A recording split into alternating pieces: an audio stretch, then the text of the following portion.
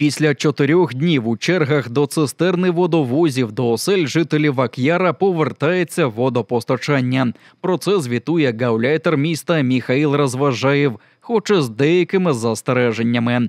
На деяких вулицях у 3 районах Ак'яра досі сухо через потрапляння повітря у систему та аварії на мережах усередині будинків. Тому черги до поодиноких водовозів досі не зникли. У меня дети дома, чтобы хоть что-то, в туалет элементарно подмыть их, потому что, невозможно. Это первый раз, что ли? Мы уже это все прошли, так что ничего необычного. Перебої з водопостачанням в Ак'ярі сталися через забруднення Чорноріченського водосховища селевими потоками наприкінці минулого тижня. Показники забруднення тоді було перевищено у 60 разів, що і вивело з ладу очисні споруди. А от де точно не бракує води, то це у селах навколо Ак'яра, як то Цукрова Голівка і Чоргуна. Після нещодавньої повені досі під водою 83 присадибні ділянки. Місцеві жителі пов'язують аномальний розлив із захаращенням місцевої річки Чорна. Туди відрядили співробітників окупаційного МНС, які паралельно відкачують воду з подвір'їв.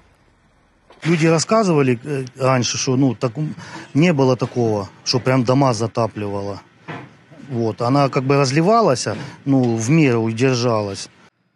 Жителі села Чоргуна самотужки вичерпують брудну воду на подвір'ях, в оселях і колодязях. Раніше воду з гір відводили дощовою каналізацією, але замість неї звели автозаправку.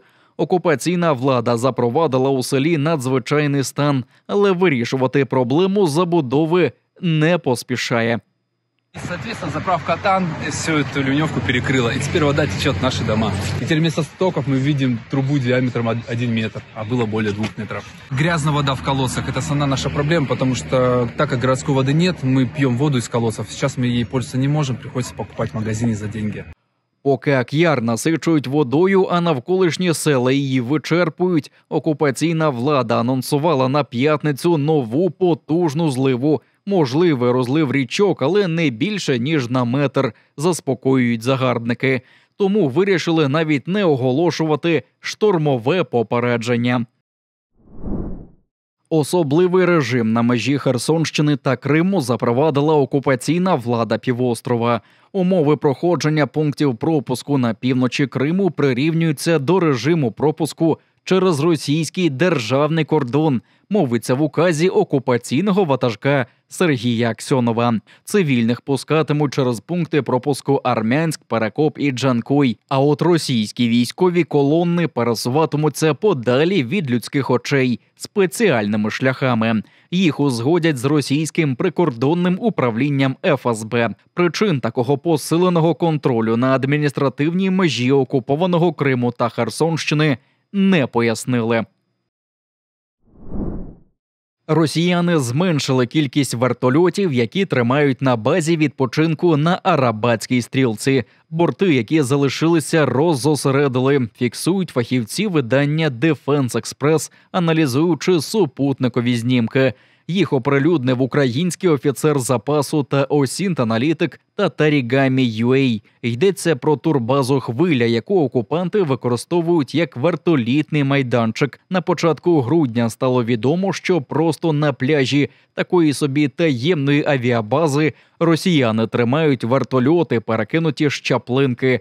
За даними Defense Express, авіабазу на Арабатській стрілці почали будувати восени 2022 року. Там розташували 20 вертолітних майданчиків, де фіксували Мі-8, Мі-24, Мі-28 та К-52 «Алігатор».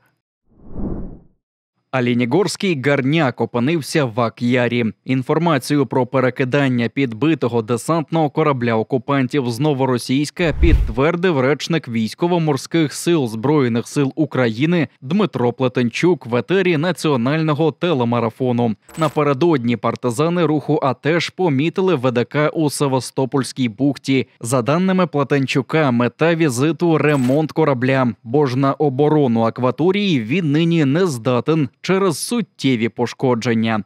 Він після отриманих минулого сезону пошкоджень перебуває у ремонті. І, скоріш за все, саме з цією метою, з Новоросійську, його туди і притягнули. Тому очікувати від нього якихось чергових подвигів не варто. 4 серпня минулого року у Службі безпеки України заявили про успішну спецоперацію в бухті Новоросійська. Безекіпажний човен завдав удару у лівий борт великого десантного корабля «Оленегорський Горняк». Той дістав пробоїну крен у 30 градусів і відправився в порт на буксирі. Ще у жовтні минулого року офіційні ресурси російської пропаганди запевняли, що зовнішні роботи на ВДК «Оленегорський Горняк» завершено та взялися відновлювати деякі внутрішні відсіки та приміщення.